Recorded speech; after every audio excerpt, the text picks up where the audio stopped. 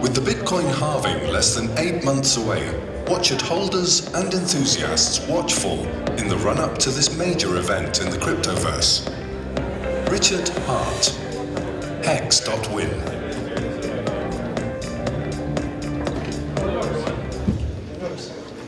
This or this? Hi everyone, how's it going out there? Fabulous. I know you like to have a presentation at the end of the day. My name is Richard Hart. You may know me from my pitiful YouTube channel and pitiful Twitter channel where I've got about 100,000 followers combined. I've got a price prediction channel. I called it $20,000 Christmas when it was about 4,000 a few months early. I told people it was a good short at 19,000. I called the multi-year bear market at 8,500. I told people to close their shorts at 4,000 after we tapped 3,000. And that's all nice and good and fine. I launched a currency, what I'm giving out to free to Bitcoin holders. If you've got Bitcoin, you can claim it for free. When I got into Bitcoin, Bitcoin was free. When I first started mining, you could mine full blocks on your own without a pool. And back then, you would get 50 Bitcoin per block, which now is a lot of money. You know, 10,000 a coin, 50 coins. That's about $500,000 you get for mining a single block back then. These days, it's a lot harder to mine Bitcoin. So in the beginning, in 2009, 2010, you can mine on your CPU. Then you'd have to do it with video cards. It became exponentially harder. Then it became exponentially harder again, and it went to ASICs. Now, if you want to mine Bitcoin, you got to spend a lot of thousands of dollars in a country you might not live in, hope that they send it to you on time, hope that the difficulty didn't go too high. Bitcoin's at half of all-time highs now at around 10,000, but the difficulty's at all-time highs. So I would suggest you always purchase coins instead of buying mining hardware. If you backtest it, it's always a superior way to invest. So what's so good about Bitcoin? How high could the price go? Well, I think it'd go really high. Why? We don't actually have any adoption. There's only 2.8 million wallets with over $1,000 US in them. Clash of Clans, a popular freemium video game, has 100 million users a day. It's one of maybe 5 or 6 casual games which has over 100 million users a day. That's a lot of potential digital ecosystem, digital money that can enter the Bitcoin ecosystem. Offshore finance, people hiding money offshore, jurisdictional arbitrage, 13 trillion, 14 trillion, something along those lines. And how much of that has really fed into Bitcoin thus far? Well, not as much as it could, because we're being crippled by the on-ramps, we're being crippled by the exchanges. They make it very hard for Bitcoin businesses. If you're a Bitcoin business in the United States, there's maybe 3 or 4 banks that will take your business. And if they don't like you, you just can't have a bank account anymore.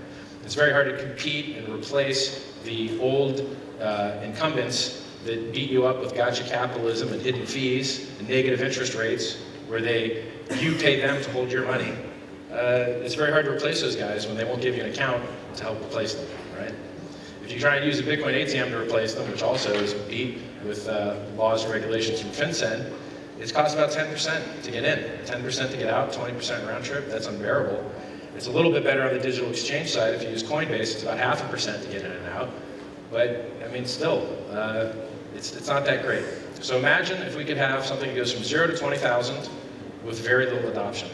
Imagine what would happen if you got more adoption. Exponential price increase. They're massively adopting blockchain, not Bitcoin, in China, but all the blockchain stocks there is pumped, limit up 10% on that news. And now all of the educational things that train their young people is pushing towards blockchain. And I believe that if things like Libra and blockchains in China onboard people to the digital ecosystem, it will eventually turn into energy for Bitcoin. Because you might come in for a stable coin or do regulatory arbitrage and work around a currency control, but then you'll stay and invest more for the mad gains. And these are the highest appreciating assets that have ever existed in the history of mankind. Kind of the reason I'm an expert on it is, miner, trader, thought leader in the space. I have seen people become very, very, very wealthy from these things, and I've also seen people get wrecked and destroyed. So I would advise you that perhaps you don't take up margin trading, because you are not smarter than the people whose money you're trying to take. It's a less than zero-sum game. After you take out the exchange fees, right? Like some people offer you 100x margin. Why do they give you 100x margin?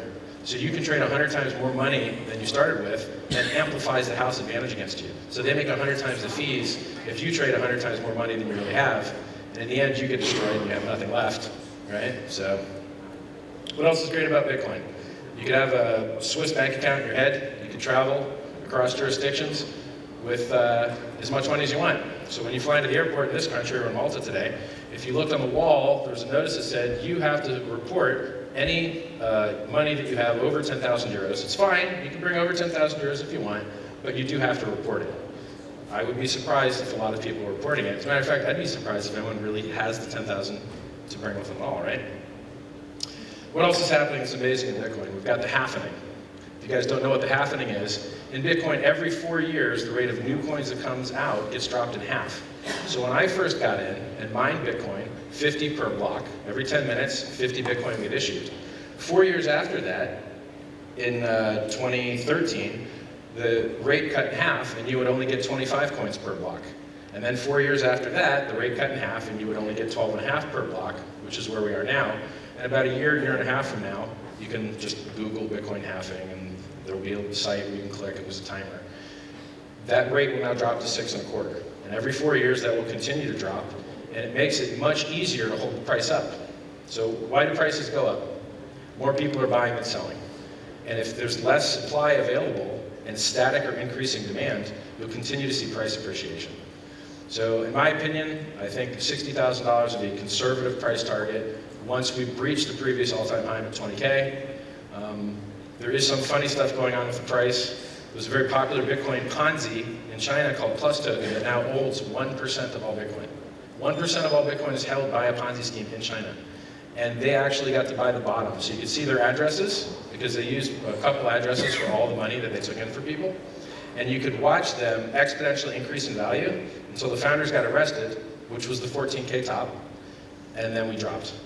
Now, back in the old days, 2017 was very easy. We didn't have any dips over 40%, and we didn't have any dips that lasted longer than 35 days. This last dip that we've had from 14K is around 130 days now, something like that, and it exceeded the 40% dip law, and it went down to about 45, 45.7, depending on where you trade. And that makes it a risky endeavor. So, we went 40% up in a day based on President Xi of China saying, hey, we like blockchain. Could you have predicted that? No. And no one front-ran the price. We didn't have premiums on futures, we didn't have premiums on options. Nobody front-ran that price. He, with a word, drove the price up 40%. Now, we had the President of America, Donald Trump, say bad things about the blockchain. And his homie and Treasury, Mnuchin, he said bad things about the blockchain, called it a national security issue, which I don't like that language, I know what that means. If it's a national security issue, they can do absolutely anything they want. I don't think they should be using that language in regards to the blockchain. He wasn't able to drive the price down. He only got the price to go up on his bad news, and then it dipped a little bit after. So I think the President of China, for some reason, has a much larger effect on Bitcoin price than does the President of the United States or the man in charge of Treasury. I can take very short questions if you guys have any. Does any of you guys have a question out there? Silence in the audience. Okay, let's try something fun. Raise your hands if you want to make a lot of money on the blockchain. Does anyone here want to get rich on the blockchain? Nobody. Two people. 3 or 4%. Everyone else here is in it for the technology. Expensive tickets, we're in it for the technology. There's a guy in India that used to wear a gold shirt and gold clothing, and people just overlay his face that says in it for the tech. So if you guys are in it for the tech, you might want to claim this free thing I built for Bitcoin holders. It's just like EOS in that you can transform Bitcoin or Ethereum into it if you want, or you can free claim it with Bitcoin if you want. It's Hex.win. We don't give free money to any of the other coins. That's one of the nice things about owning Bitcoin, is that you get all the forks. You get Bitcoin Gold, you get Bitcoin Diamond, you get BCH, and then the BCH turn into BSV, and you keep getting all of these free things because you're the premier blue chip with the most liquidity, and if you're in one of those other coins, you don't get all those free things, right? We got 40 seconds left. What other nice things can I say about Bitcoin? Smartest developers, most liquidity, best regulatory certainty. Yeah, I like it. It made me really rich. I'm glad that some of you guys bought my bags that I bought in at 30 and mine for free. I'm glad some of you guys are willing to buy them at, 9K, 10K. I hope that you're able to buy some more at 60K in a year or two, because the supply rate is going to cut in half soon, and that's going to be very good for price, along with China. I can't tell you how good that is, having someplace that's just FOMOing the blockchain. Come for the stable coins, and then FOMO in for the mad gains. Pleasure, guys.